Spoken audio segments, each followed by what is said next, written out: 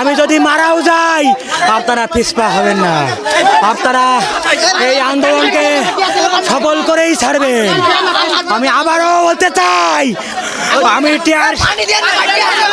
আমি tear shell খেয়েও Cannes হয়নি। আপনারা যারা সুস্থ আছেন আপনারা পিছপা হবেন না, আপনারা এই আন্দোলনকে সফল করুন।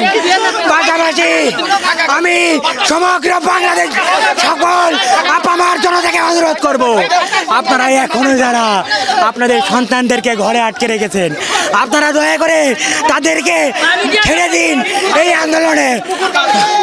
আন্দোলনে অংশগ্রহণ করতে দিন।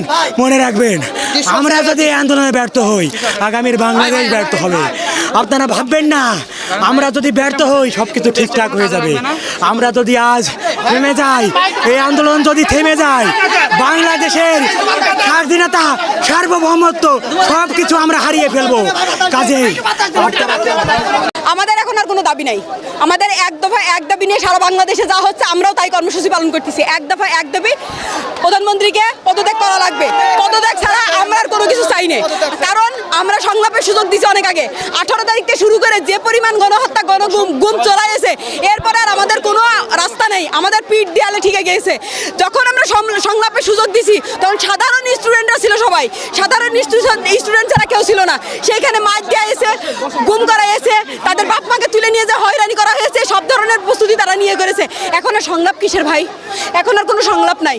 আমরা একটাই দাবি, একটাই সবার এক দফা একই দাবি, আপনি পদত্যাগ করেন। কারণ শেখ হাসিনার পদত্যাগ।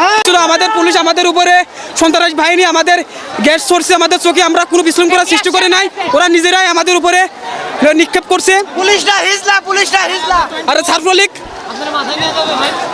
আচ্ছা ভাই আমাদের উপরে ছাত্রলীগ, পুলিশ লীগ, যত লীগ আছে ভাই সম্পূর্ণ আমাদের উপর অত্যাচার করছে ভাই। বিনি কাজে আমাদের চোখে মুখে গ্যাস ছাড়ছে, আমাদের অবস্থা দেখেন কি হয়েছে। আমাদের 3-4টে ভাই আহত হয়েছে এবং তো হসপিটালও নিয়ে গেছে।